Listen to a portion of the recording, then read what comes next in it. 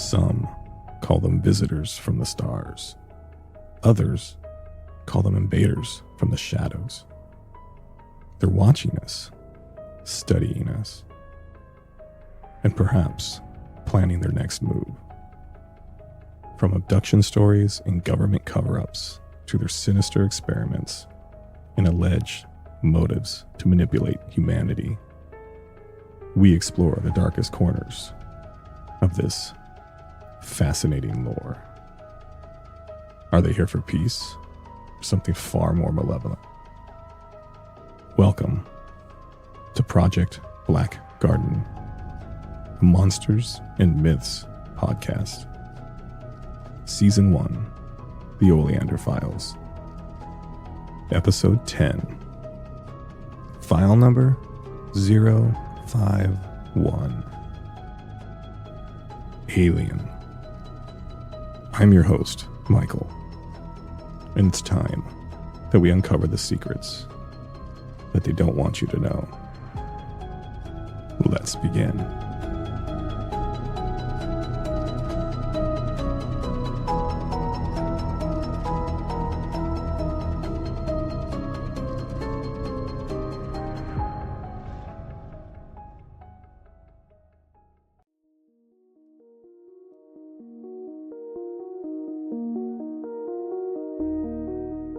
The concept of aliens, beings from planets or locations other than Earth, has fascinated humanity for centuries, blending science, speculation, and imagination. The early history of aliens can be traced back to ancient civilizations. Many ancient cultures speculated about beings from the stars, often integrating them into myths and religions. The Sumerians had stories involving the Anunnaki, who some interpret as extraterrestrial beings. Hindu sculptures describe flying machines and celestial beings, sometimes interpreted as aliens. The ancient Egyptians left art and architecture that some suggest point to extraterrestrial influences. During the Middle Ages, the idea of extraterrestrial life was largely dormant in Europe due to the dominance of religious worldviews, which often focused on Earth as the center of the universe. The Renaissance, through the 15th and 18th century, the works of Copernicus, Galileo, and others shifted that worldview from Earth being the center of the universe to one among many planets orbiting the sun, opening the possibility of life elsewhere. In the 19th century, scientific speculation began with advances in astronomy that revealed Mars and its canals. In literature, alien life became a popular theme in fiction. In the 20th century, scientific advances led to the discovery of exoplanets and deeper studies of the cosmos.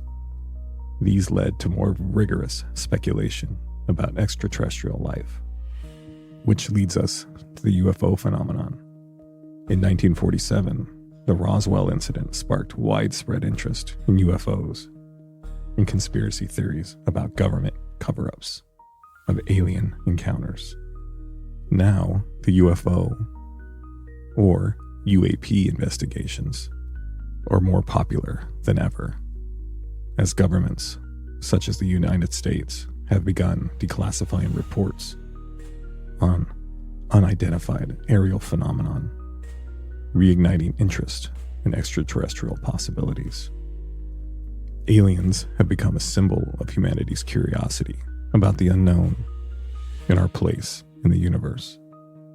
And one of the most popular are the alien greys, often simply called greys. They are one of the most iconic and widely recognized depictions of extraterrestrial beings. Their image is synonymous with stories of alien encounters and abductions. Their appearance can be small, humanoid, typically 3 to 4 feet tall. Large, elongated heads with no hair and smooth gray skin. Oversized black, almond-shaped eyes with no visible pupils. Thin bodies with long arms, slender fingers, and small or no visible noses, ears, or mouths. They are often described as telepathic, communicating directly into the minds of abductees, and are portrayed as emotionless, analytical, and focused on experiments or research involving humans. They're the reptilians. They're described as tall, reptilian humanoids with scales, claws, and slit pupil eyes.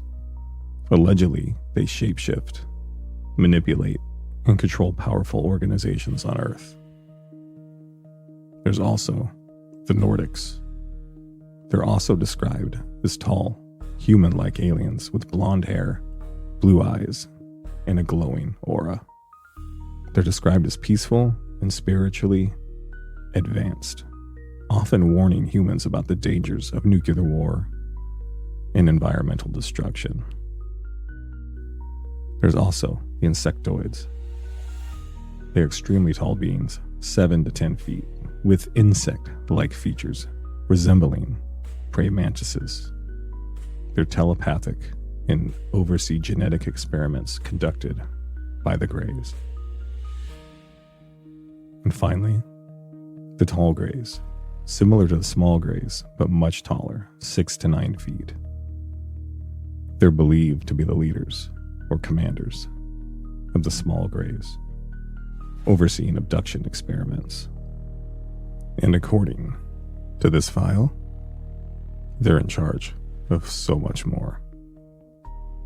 At least the one my great-uncle Samuel had contact with.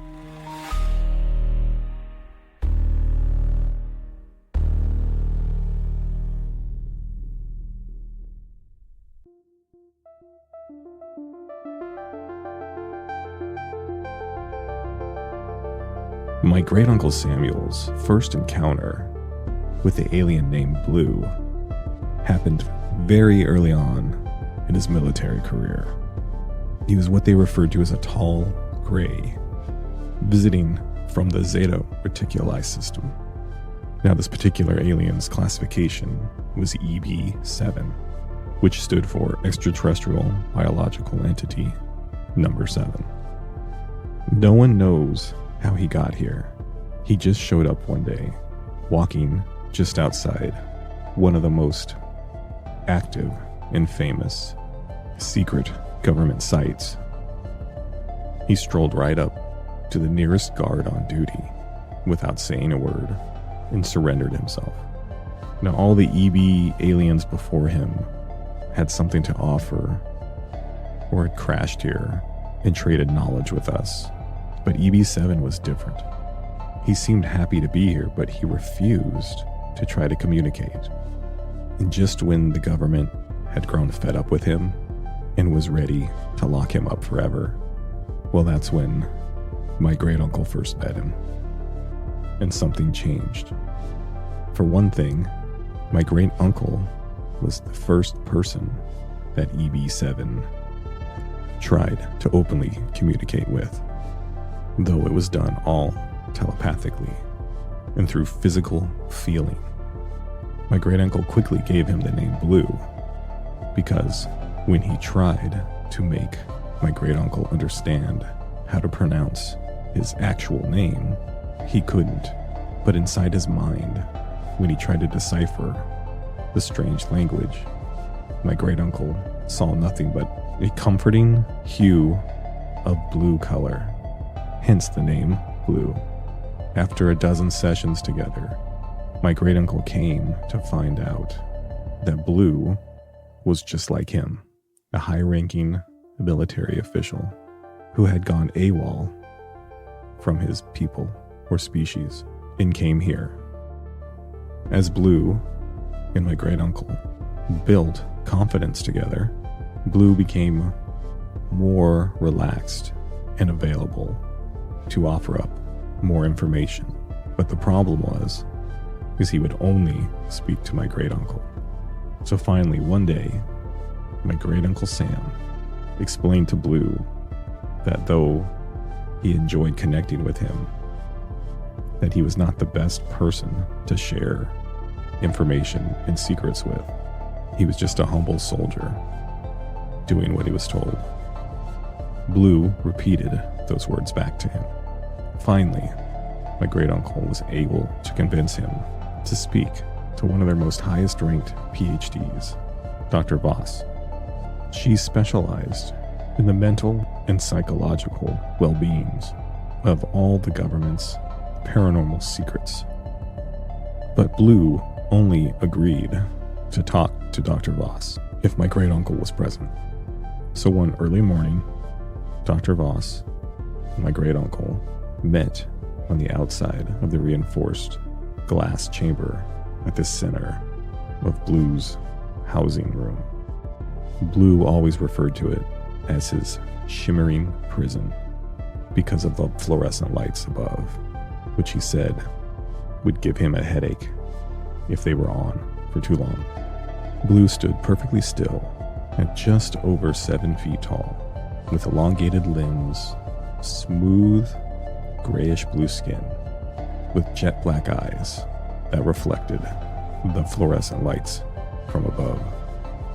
As Dr. Voss took a step closer, my great-uncle stood directly behind her, off to her right, and nodded at Blue as to say hello, and you can trust her.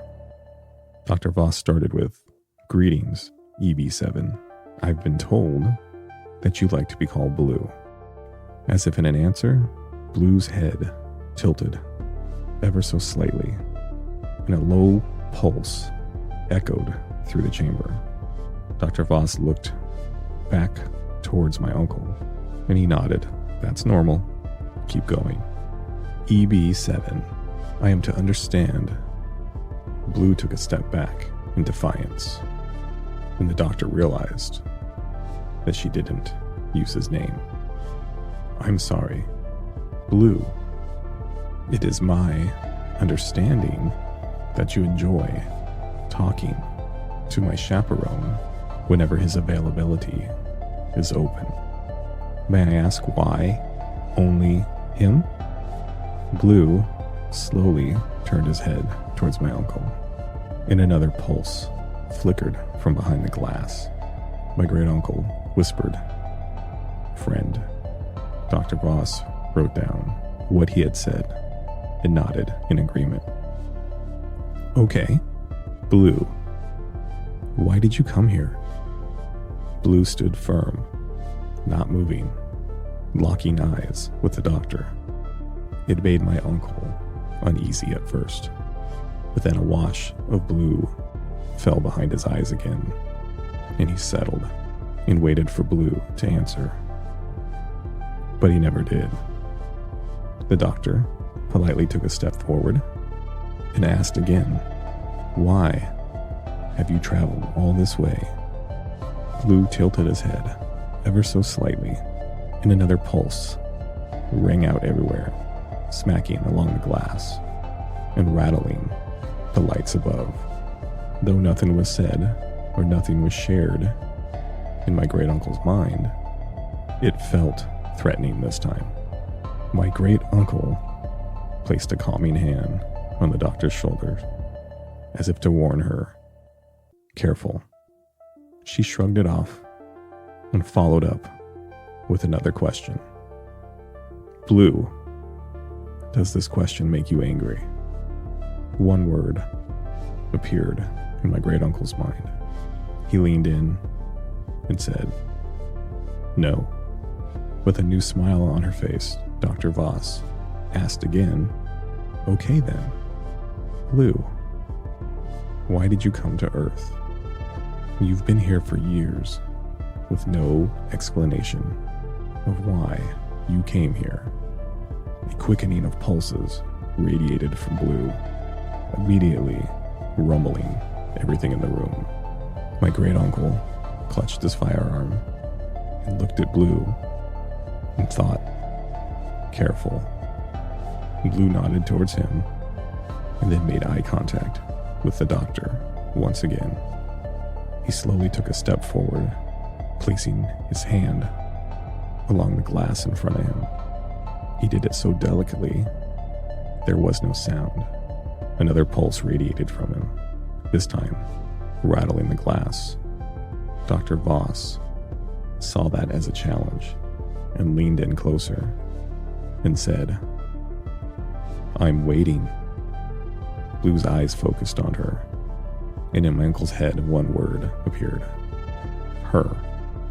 He said it softly, and then placed his arm in front of the doctor. "I'm thinking we might want to wrap up this interview." But she never broke eye contact with Blue, and she asked, "Her? Who? Who are you talking about?" Blue said nothing, staring harder into the eyes of the doctor.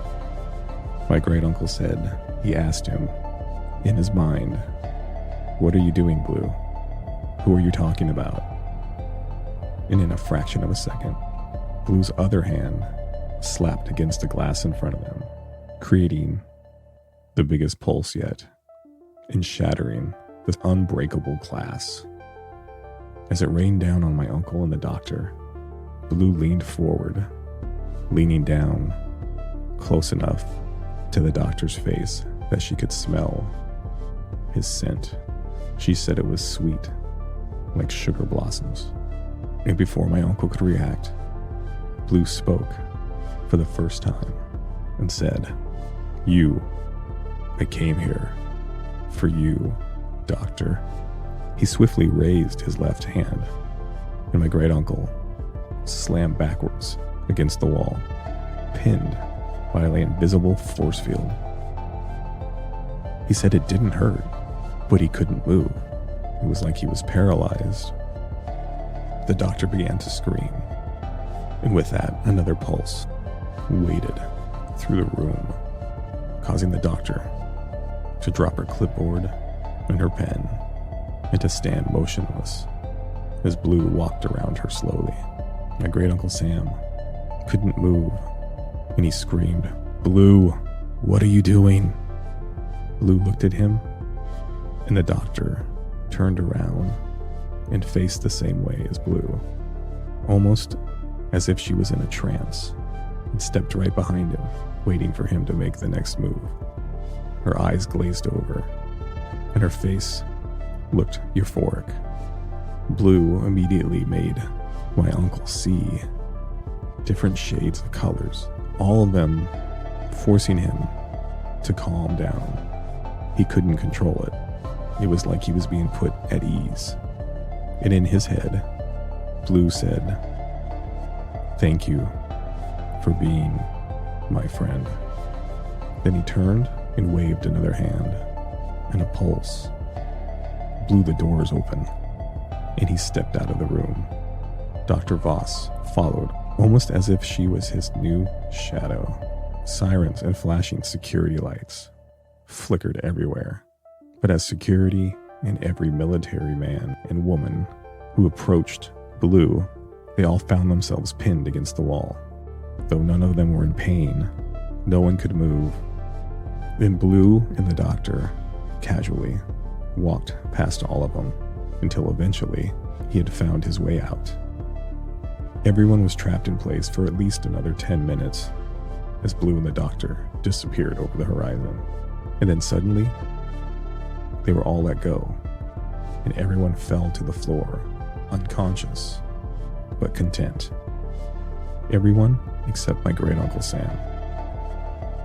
He dropped to the floor, immediately picked up his weapon, and ran out the door, down the hallways, and eventually out the exit that Blue and the doctor escaped. He had hoped he could catch them on foot, and he ran as fast as he could. In his mind, he called out, "Blue, where are you? Where are you going? Blue, talk to me."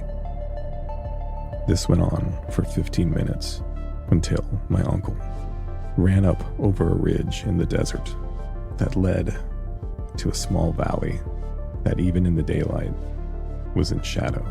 And there was Blue with the doctor by his side. And from the ground, a spinning portal of purple and black danced like a circular fire, growing with intensity and size until it was big enough for Blue to walk through. My uncle called to Blue again, but this time with his voice, and he readied his weapon. "Blue, don't make me shoot you." Blue turned and looked over his shoulder. It nodded, and in my uncle's head, Blue said, "You've been a good friend. Thank you. I've left you something." My uncle, dazed and confused, shook his head. "What are you talking about?" "You left me something. Where?" Blue nodded and raised one hand in the air and said, "Goodbye." Quickly, he and Dr. Voss stepped through the portal.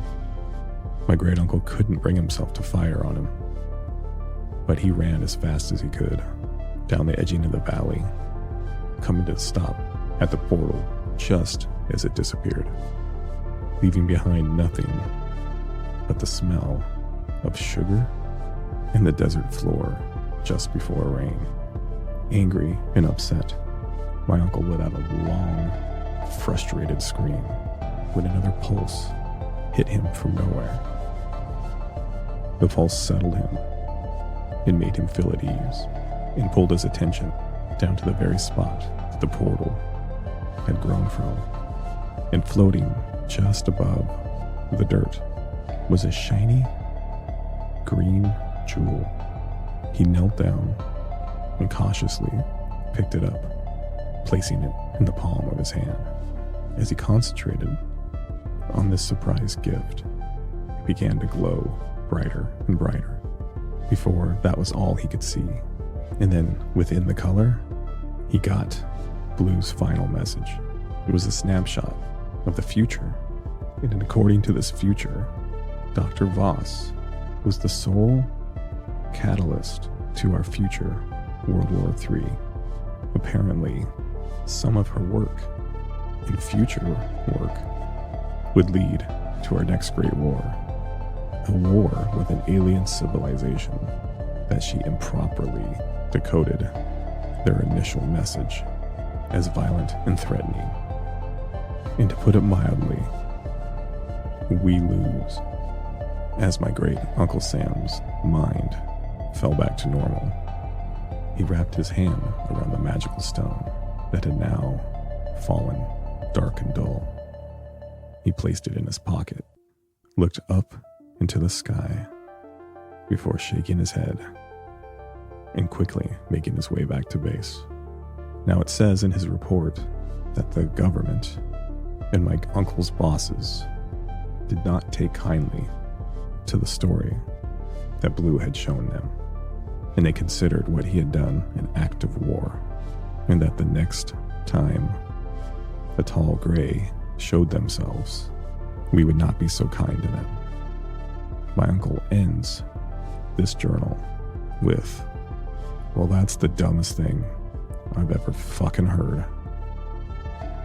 Now, there are many other times my uncle has dealt with aliens of various types, but he's never encountered another tall gray, and he thinks that's for the best.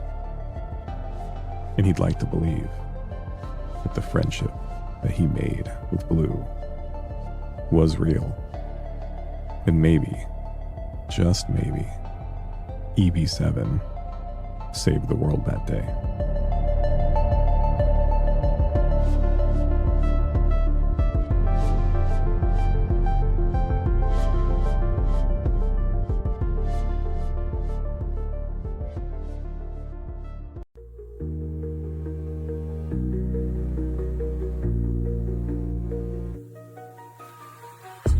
All right, fellow gardeners, I just wanted to thank everybody who's reached out, worried about the ongoing drama in my life lately. I feel like I'm having a hard time protecting myself. So I reached out to one of the local newspapers and TV stations to see if I could anonymously speak to someone. And now I wait. As for everyone who's been reaching out and sharing their stories, Thank you, thank you, thank you. And honestly, I would say the majority of the stories are about UFOs and alien sightings. So I'm sure this will not be my last episode on this subject. So with that, you've been listening to Project Black Garden, a Monsters and Myths podcast. Season 1, The Oleander Files. I'm your host, Michael. And remember, monsters are real. And keep watching the skies.